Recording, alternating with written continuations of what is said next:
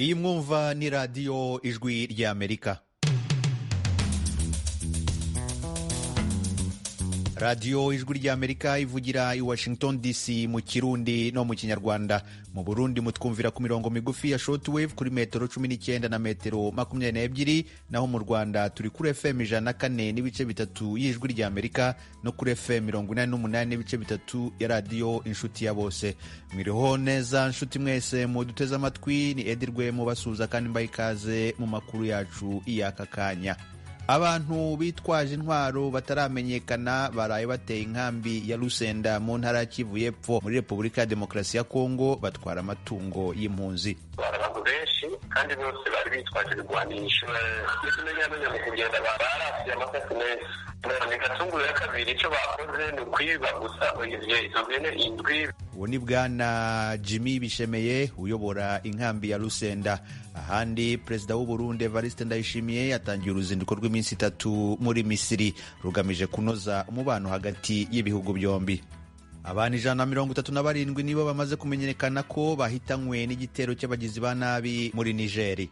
Abantu 10 barimo umupolisi biciwe mu nzu y'ubucuruzi muri leta ya Colorado hano muri Leta Zunze Ubumwe za Amerika. Ayo makuru n'ayandi ni mukanya, ntimujye kure.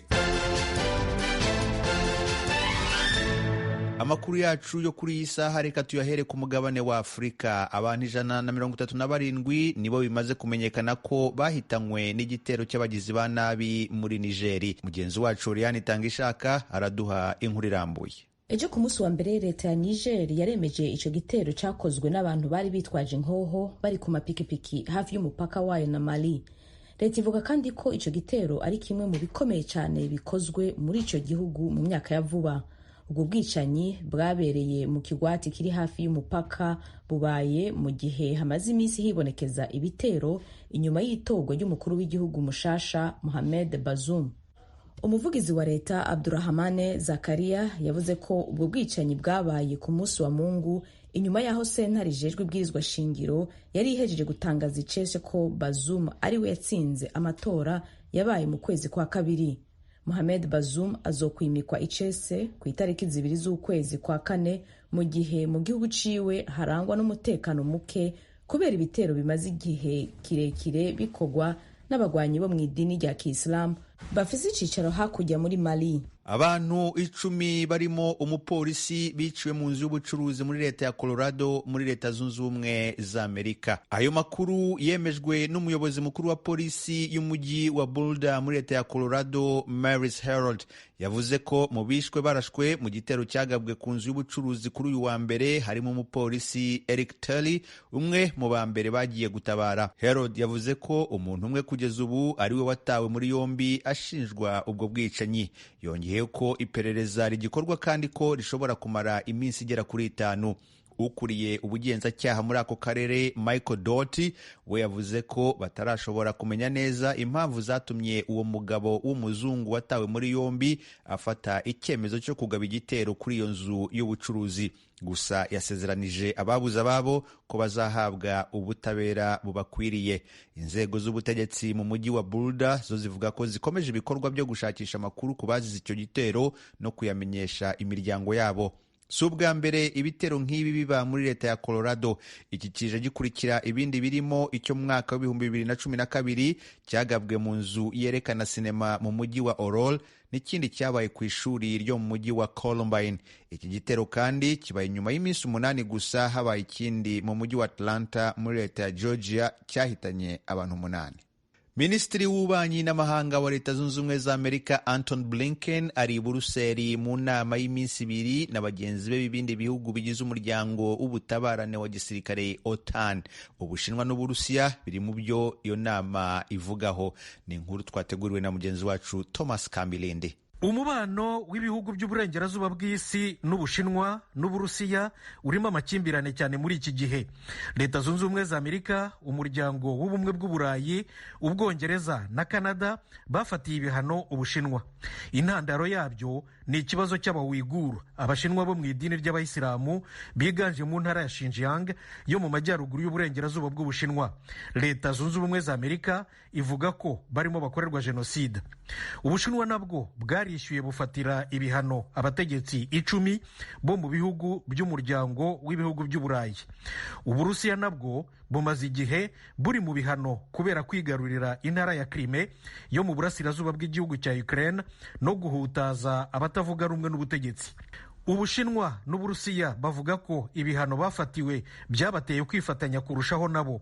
Baminisitiri b'ububanyi n'amahanga babo Wang Yi na Sergei Lavrov barangije inama y'iminsi 2 mu mujyi wa Nanning mu majyepfo y'Ubushinwa. Mu itangazo ryashoje inama yabo bavuze ko Ubushinwa n'Uburusiya badashobora kwihanganira ko ibihugu by'uburengerazuba byivanga mu bibazo bwite byabyo, gushaka kubategeka gukurikiza demokarasi nk'uko byo biyiyumvira no guhonyora amategeko mpuzamahanga. Ubushinwa n'Uburusiya basabye kandi inama yihutirwa y'inteko y'umuryango w'abibumbye ishinzwe umutekano ku isi kugira ngo yige ku myitwarire ya Leta Zunze Ubumwe za Amerika bavuga ko igamije gusenya. Iyi nteko igizwe nyine n'Ubushinwa n'Uburusiya, Leta Zunze Ubumwe za Amerika, Ubwongereza n'Ubufaransa. Barakoze bagenzi bacu badufashije kutugezaho amakuru avugwa hirya no hino ku isi. Tubibutse ko iyi mwumva ari ijwi rya Amerika ivugira i Washington DC mu Kirundi no mu Kinyarwanda. Mushobora kandi gukurikira ibiganiro byacu munyuze ku rubuga rwacu rwa internet kuri wa3.radio@voa.com. Mu kanya ni amakuru avugwa mu karere k'ibiyaga bigari. Amakuru yo mu karere k'ibiyaga bigari. Perezida w'u Burundi Evariste Ndayishimiye kuri uyu wa kabiri yahagurutse Bujumbura yerekeza mu Misiri mu ruzinduko rw'iminsi 3. Ni inkuru y'umunyamakuru w'ijwi rya Amerika Eloge Wirikaneza. Perezida Evariste Ndayishimiye yahagarutse ku kibuga c'indege mpuzamahanga ca Bujumbura citiriwe Melchior Ndadaye mu gatondo ko kuri uyu wa kabiri. Yagiye ajanye n'abashikiranganji bane barimwo uburimyi n'ubworozi, uhigaga ca leta n'uw'amagara y'abantu hamwe n'umutambukanyi wiwe Angeline Ndayubaha. Iruhande yaba hari n'abagwizatunga 10 baserukira amashirahamwe akomakomeye mu gihugu, harimwo irikora impuzu, irihingura umwavu w'ikizungu, ari naryo rya mbere rimaze kubaho mu Burundi, yakorera mu bisata vy'uburimyi, ugutumatumanako amakuru, guhingura ibinyobwa n'ibindi. Kwa 20 ku kwezi abandi bakozi ba leta bakuru bakurindwi bari baroye mu Misiri kumutegurira urugendo. Kugwa c'indege ntiyashimye kugica bwiyamenyesha amakuru, ubona ko bari nabake mu binyamakuru vya leta gusa bari batumiwe. Ariko ibiro vya perezida bijeje kumenyesha amakuru vyasohoye itangazo bivuga ko runo rugendo ruzorangira kwa 2026 ku kwezi arugiyemwo ku butumire bwa mugenzi we Abdel Fattah al-Sisi, bishimangira ko ibi vyerekana ishaka ry'abakuru b'ibihugu babiri ryo gusimbataza imigenderanire yo gufashanya n'ubucuti busanzwe buri hagati y'abanyegiputa n'abarundi. Risozera rivuga ko umukuru w'igihugu c'u Burundi azoboneraho akaryo ko kubonana n'abagwizatunga bo muri Egiputa kugira ngo bakangurire kuzana imitahe yabo mu gihugu ciwe. Ariko naho bitanditswe ntibiri kure ko bashobora kuzoganira kandi ku bijanye n'amatati ahagaze ku ikoreshwa ry'amazi y'uruzi Nile. Isoko rya Nile riri mu manuko kuruta yandi riri mu Burundi muri komine Rutovu mu ntara ya Bururi mu manuko, nayo Misiri ikaba iriko irasaba gushigikirwa n'ibindi bihugu bikora kuri Nile kugira ngo hatorwe umuti w'ayo matati. Nile y'uburebure bungana ibirometero 6700 nirwo ruzi rwa mbere rurerure ku isi, ruraca mu Rwanda, Burundi, Ubuganda, Ethiopia, Sudani y'Epfo, Sudani hamwe na Misiri. Hari kandi igice carwo gica muri Kenya na Repubulika Iharanira Demokarasi ya Kongo, mu gihe ikindi gice c'amazi yisuka muri Nile kiri muri Eritrea. Amazi ya Nile ni ubutunzi bukomeye ku bihugu bitandukanye bisangiye urwo ruzi. Misiri nayo hanini ikorako kugira ngo ishobore kuronka amazi ikoresha muri rusangi mu mirimo itandukanye. Nico gituma ico gihugu cama kiri maso mu gihe hagize ibindi bihugu bigomvye ko bigabura ayo mazi canke iyo vyubatse inyubakwa nshasha ku mazi yarwo nk'ingomero z'umuyagankuba n'ibindi. Impara hanini kenshi zikunze kuba hagati y'ico gihugu na Ethiopia. Ikoreshwa ry'amazi ya Nile ryarabaye kuva kera intandaro y'amatati yagiye araduka, ariko kandi n'utwigoro mu ntumbero yo gukorera hamwe hagiyemwo ibihugu vyose birabwa urwo ruzi twamaho. Yindi ntumbero y'urugendo Rwanda yishimiye ishobora kuba ukurondera isoko ryo kuguriramwo ibirwanisho. Misiri ni igihugu Burundi bwahindukiriye muri imyaka ishize mu kugura ibirwanisho. Ico gihugu co mu buseruko bwa Afrika kikaba gikeneye ibikomeye cane kugira kibikoteshe n'ubumwe bwa Afrika muri Somalia mu bikorwa vyo kugarukana amahoro muri AMISOM canke MINUSCA mu ngabo za ONU zo kugarukana amahoro n'umutekano muri Central Africa. Uburundi busanganywe ingabo muri ivyo bihugu bibiri vyompi. Muri imyaka 5 ishize abakuru mu gisirikare harimo General Prime Prime Niyongabo umukuru w'ibiro bikuru vya gisirikare baherekejwe n'uwahoze ari umutambukanyi w'umukuru w'igihugu Denise Nkurunziza rimwe baragiye mu Misiri kugira basinyire amasoko. Kuva mu 2018 ivyo bihugu vyatsimbataje kandi imigenderanire ya gisirikare isanzwe yari ya kera cane. Misiri irazwi kandi ku mfashanyo y'u Burundi mu bijanye n'imiti n'ibikoresho vyo kwa muganga. Evariste Ndayishimiye yagize urugendo rugira kane nyuma ya Tanzania, Guinea Equatoriale na Gabon kuva yimitwe. Ni mu gihe we yasubiriye yamaze amasaha makeya muri Tanzania kuwa 20 ukwezi kw'indwi 2017 mu myaka 5 yose yiwe ya nyuma yamaze atwara Burundi nyuma yo gukinjishwa ihirikwa ry'ubutegetsi mu 2015. Eroje Burikaneza, Ijwi rya Amerika. Mu Rwanda, urukiko rwisumbuye rwa Gasabo rwumvise ubujurire bwa Madame Yvonne Idamange Iryamugwiza ku ngingo y'ifungwa n'ifungurwa ry'agateganyo. Idamange n'abamwunganira barasaba gutesha agaciro icyemezo kimufunga by'agateganyo akaburana ari hanze. Arashinjwa ibyaha 6 birimo guteza imvururu muri rubanda. Byose bikomoka ku magambo yatangazaga ku muyoboro wa YouTube avuga ko yavugiraga rubanda ku bibazo bibugarije.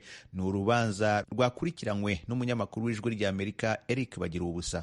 mu ikanzu ndende y'ibara ry'iroza iranga abafungwa batarakatirwa n'agapfukamunwa mu ibara ry'abafungwa bakatiwe, afite impapuro mu ntoki. Uko niko Madame Yvonne Idamange Iryamugwiza yagaragaye mu buryo bw'ikoranabuhanga burana urubanza rw'ubujurire kwifunga n'ifungurwa ry'agateganyo.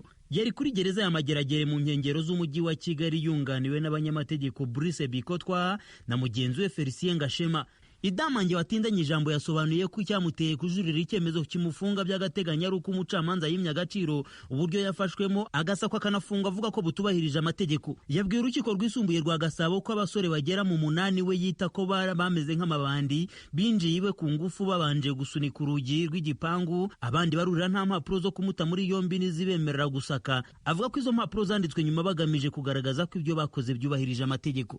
Idamange avuga ko abinjiye iwe nta n'ibyangombwa bagaragaza ko bari abakozi b'ubugenzacyaha RIB, ko ahubwo binjiye nk'abagabye ibitero. Asobanura ko abigabyi be bari bateze moto kandi batambaye imyenda y'akazi. Yahakanye aratsemba ko nta mukozi wa RIB yakomerekeje, avuga ko yaba yarakomerekeye mu bikorwa byo kurira igipangu cye. Akavuga ko babimuhimbiye bagaragaza ko ari umuntu w'indakore kurwanya leta. Yabwiye urukiko ko bamuteye ari nabo bamushinja, batangiye kumusaka saa 2 z'ijoro basoza hagati ya saa 8 na saa 9 z'ijoro. Muri rusange ibyaha byose Idamange aregwa arabihakana ahereye ku cyaha cyo gutesha agaciro ibimenyetso bya jenoside. Akavuga ko ababimushinja bishoboka ko batazi jenoside icyo ari cyo. Avuga ko amagambo yagiye avuga kuri jenoside yumviswe n'abanasobanurwa nabi. Urukiko rwamusabye ibisobanuro we yemera. Idamange yasubije ko yaragamije kugaragaza akababara abacika cumu bafite igihe cyose imibiri y'abazize jenoside yaba ikiri mu nzibutso. Akavuga ko yasabaga ko abo bashyingurwa bakaruhuka bakajya basura imva zabo.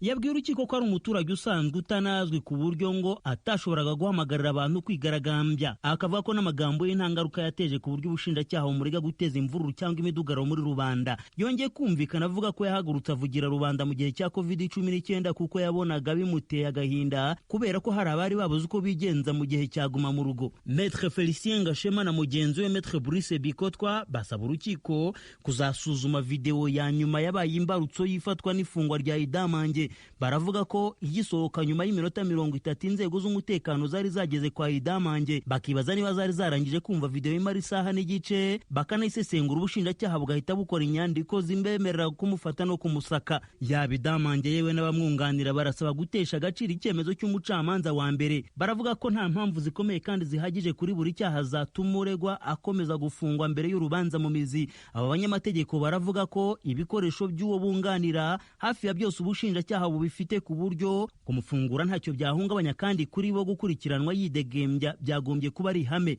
Bakavuga ko igihe yarekurwa by'agateganyo yategekwa kujya yitaba ubushinjacyaha buri kwezi. Ubushinjacyaha bwirinze kujya kuri buri ngingo ku kiburanwa, buvuga ko uruhande bahanganye rutigeze rugaragaza inenge z'icyemezo cy'urukiko rw'ibanze rwa Gasabo. Buvuga ko muri dosiye harimo impapuro zatanzwe mu kujya gufata Idamange no kumusaka, kandi ko nawe yemera ko yazishyizeho imikono. ariko uregwa agakomeza kuvuga ko muri icyo gicuku yategetswe kuzisinya. Buramwikoma ko ariwe wabaye nyirabayazana mu gutuma amasaha yo kumusaka atubahirizwa kuko ngo yari yanze ko bamusaka. Kucyo kuba batarumvise video yose umushinjacyaha asaba ko bitahabwa agaciro kuko ngo bumvise amagambo bari bakeneye muri video na cyane ko ngo ari nayo yaregerwaga. Yemeza ko hari ibice by'amacupa yagaragaye kwa Idamange ayatera abashinzwe umutekano ari naho havuyemo gukomeretsa umwe muri bo. Umushinjacyaha kandi avuga ko Idamange niba koko yarababaye yagombaga gusaba ko imibiri yabe gusa yashyingurwa aho gusaba imibiri y'igihugu cyose. Yavuze ko kuba amagambo yavuze atarateje imyigaragambyo byatewe n'uko iyo myigaragambyo yaburijwemo ariko ko bidakuraho ko yakoze icyaha. Umushinjacyaha akamusabira gukomeza gufungwa kubera uburemere bw'ibyaha aregwa, akanavuga ko iperereza rikimukorwaho. Asubiranye ijambo Idamange yabaye nk'uwishinganisha avuga ko ushinzwe gereza y'abadamu afungiwemo imageragere amukorera iyicarubozo rishingiye ku byaha aregwa. Yabwiye urukiko ko nta muntu wemerewe kumuvugisha mu bo bafunganywe kandi ko n'ufashwe amuvugisha bagomba kujya kwitaba mu buyobozi bwa gereza. Akavuga ko bimutera ubwoba ku mutekano we ko bashobora kuzabeshya ko yiyahuye. Idamange kandi asoza yishimira ko bimwe mu bibazo byamuteye kuvugira rubanda birimo ko abanyeshuri batigaga ubu bose basubiye mu mashuri n'ibindi. Agasaba umucamanza mu bushobozi n'ubushishozi bwe gucukumbura ikibazo cy'ifungwa rye. Madame Yvonne Idamange w'abana 4 yatangiye kumvikana kuva mu mpera z'ukwezi kwa mbere y'umwaka. Yari ku muyoboro wa YouTube anenga bikomeye imigenzereze y'ubutegetsi bw'u Rwanda. Akurikiranyweho ibyaha 6 byose bikomoka ku magambo yahavugiye, aho aregwa ko yahamagariraga abantu kwigaragambya bakigobotora ingwe y'igitugu. Icyemezo ku bujurire bwe kwifunga n'ifungurwa ry'agateganyo kizatangazwa ku itariki ya 29 z'uku kwezi kwa gatatu. Akabagira ubusajwi rya Amerika i Kigali. Abantu bitwaje intwaro bataramenyekana baraye bateye inkambi ya Lusenda mu ntara ya Kivu y'Epfo muri Repubulika ya Demokarasi ya Kongo, batwara amatungo y'impunzi. Jimmy Bishemeye uyobora inkambi ya Lusenda yavuganye n'umunyamakuru w'ijwi rya Amerika Vedaste Ngabo amubwira uko byagenze. Bitwaje ibigwanisho bataramenyekana nibo baje mw'ijoro rikuze igihe cy'isaha 5:8 bashika urugo rw'umushingantahe bita Banziziki Vianney wo muri village 26 block ya 13 mu parcelle ya 12. Umugabo akuze w'imyaka 40 bamutwaye impene indwi zose yaratunze hamwe n'ipane yahora akoresha ugushariza bateri kugira aboneshe mu nzu yiwe. Abo bantu bamutwaye ibyo bintu bari bangana gute, bari bande? Nakubwiye ni umugwi w'abantu utaramenyekana, ntitwamenye igitigiri, babahengerereza mu madirisha baraba abantu benshi kandi bose bari bitwaje ibigwanisho. N'ikimenyamenya mu kugenda basiye barasiye amasasi menshi. Ni Gatunguru ya kabiri icyo bakoze ni ukwiba gusa izo mpene indwi biba n'iyo pano hanyuma baca bararasa amasasi menshi. Kuri none umutekano waba wifashe gute aho mu nkambi ya Lusenda? Ndabona kuvuga abantu byabateye ubwoba cyane, ugerageje kumviriza ko abantu bariko baravuga kandi ubu rero badashikiriye batubwira ayo makuru ku ubwoba cyane cyane yuko harimo abantu bari biyandikishije guhunguka bakaba baratevye kubahungura bagaca bumva asari karavuga. Urumva bitera ubwoba abantu ngaho. Igisirikare cyaba cyakoze iki n'igipolisi gikorera mu nkambi? Ndabona kuvuga igipolisi n'abasirikare bagiye kwashika batevye nyuma y'isaha yose basanze bamaze kugenda nyuma barabakurikira. N'ubu abapolisi n'abasirikare bacyakurikira amatohoza. None murasaba iki ku bijanye n'umutekano wanyu mu nkambi ya Lusenda? Ndabona kuvuga iyo village 26 bivyemwo iri ku nkengera y'ikambi n'iyihereza mu bice byari haruguru impande y'imisozi. Aho hantu twasaba yuko bashyira abapolisi na ruguru y'aho hajya ruguru mu misozi bakashyira pozisiyo y'abasirikare kubera abantu baza kurimirayo barakunda kwidogera cyane iyo mirwana kuko kenshi barababona rimwe na rimwe bakabambura utwo baba bafite. Mukomeje gutega amatwi ijwi rya Amerika. Umuduri, inanga, ikembe ni bimwe mu bikoresho gakondo bikoreshwa mu gucuranga indirimbo gakondo mu gihugu cy'u Burundi. Ubusanzwe byari bimenyerewe ko bikoreshwa n'abagabo gusa, ariko siko bikimeze kuko umukenyezi Gloriosa Ntakirutimana amaze imyaka itari mike acuranga umuziki akoresheje bimwe muri ibyo bikoresho. Mu kiganiro na mugenzi wacu Oriane Itangishaka, Madame Ntakirutimana arasobanura uko yabitangiye. Nabitanguye nkiri umwana narigana nyokuru abyara papa yaravuza ikintu kimeze nk'igikunga kingana n'igisabo. Aho niho mbyamura kuko ndafise na badata bacu barimba, urumva ni ingabirano ariko bita mu rurimi rw'amahanga heredite.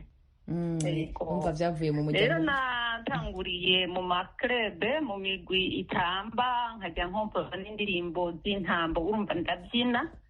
Hanyuma nyuma nsomye ijambo ry'Imana asanga riranyemerera kuvuza ibikoresho kavukire, imiduri, amakembe, inanga.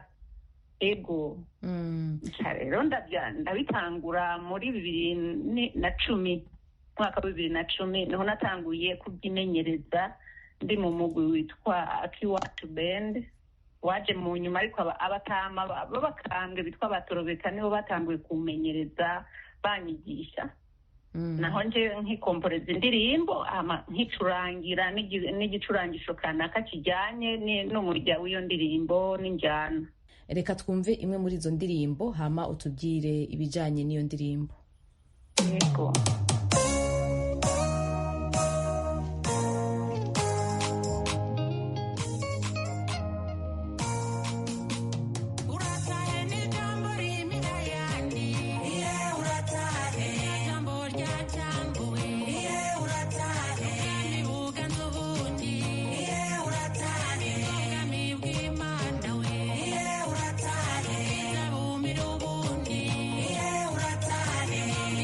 Imana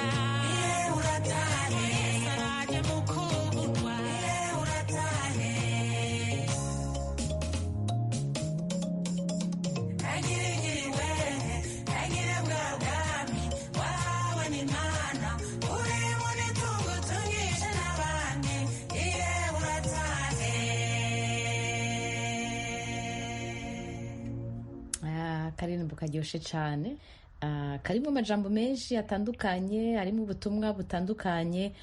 Kumbure ku batakazi icyo kari kagamije, uwo tubwira byinshi kuri ko. Ego ubundi umuririmbyi uwo ari we wese aruririmba ahimbaza Imana, aruririmba iby'akaranga, aririmba profanese, ni umuvugishwa cyane cyane n'umuvugishwa w'ubuzima bwiwe. Iyo ndirimbo nayihishuriwe maze gusoma Bibiliya, ndasoma abadutanguriye ba sogokuru Aburahamu mu kwizera, ndaraba ubuzima babayemwo, ndaraba ukungene bizera, ndaraba ubutwari bwabo, ndaraba ubuhizi, kandi nsanga ubuzima tubayeho buratandukanye n'ubwabo.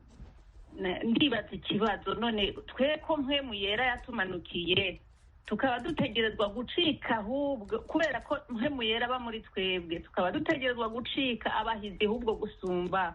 Nkaba mbona yuko abo muri urunganwe atabuhizi dufise bushobora gusumba ubw'abajya ba sokuru.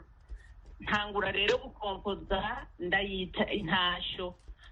Fete mu bisanzwe umuntu atashe umuntu akumbuye, nimba badutahije ntibadutahije kubera ko bashaka ngo tubasangeyo vuba vuba dukenyutse mu myaka nk'iyo dufise, ahubwo baradutahije batubwira bati mucike intwara ahubwo cyane, kubera mpwemu yera aba muri mwebwe, nta kiza ka bushungwe ngo yisubirire mu ijuru, ahubwo murabana iminsi n'iminsi. Uwo nyine niwe ntwari, niwe wo kubarwanira.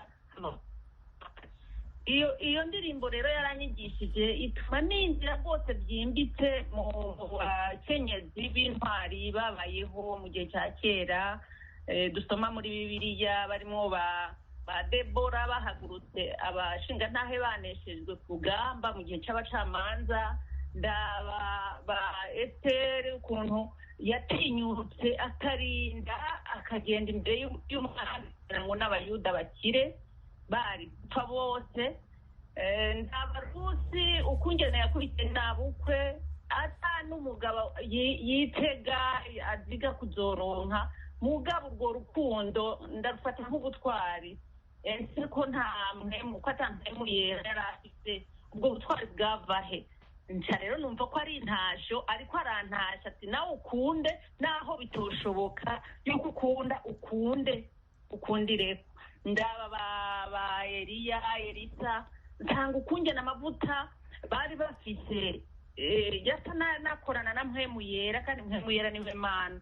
Rero ndavuga nti amavuta ni ubutunzi, kuko ayo mavuta bari batekeye niyo agenda akora ibitangaza, azura abana, agenda avana mu madeni abapfakazi.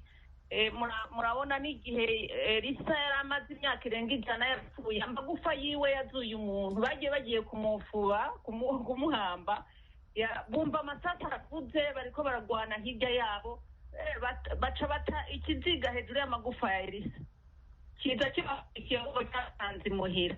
Ubwo ni ubuhizi, nizo ntasho nshaka guha aburunganwe rwanje, abakenyezi b'urunganwe rwanje, abigeme, ngo bahaguruke nk'uko ba Debora bahagurutse bakagwana, kandi bakarwanira agateka kabo k'abakenyezi, bakarwana n'agateka k'abashingantahe. Numva ari uko noyisobanura.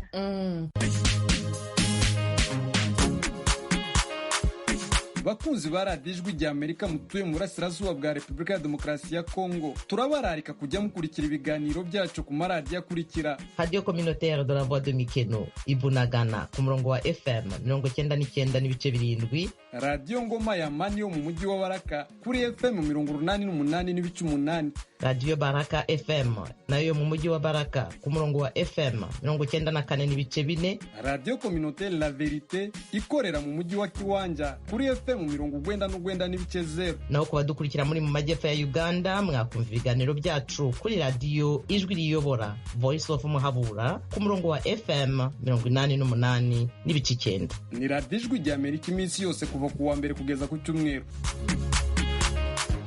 nshuti muduteze amatwi, aha niho dusoreje amakuru yacu yo kuri iyi saha. Ndabashimira ko mwahisemo gukurikira Ijwi ry'Amerika. Nshimira na bagenzi banjye bamfashije gutegura aya makuru. Washyize hamwe aya majwi ni Fasil Gebeyeho. Amakuru yarahagarariwe na Frederic Nkundikije, naho kuri mikoro mwari kumwe nanjye Edi Rwema wabafashije kuyakurikira. Mbasezeho mbifuriza amahoro n'amahirwe.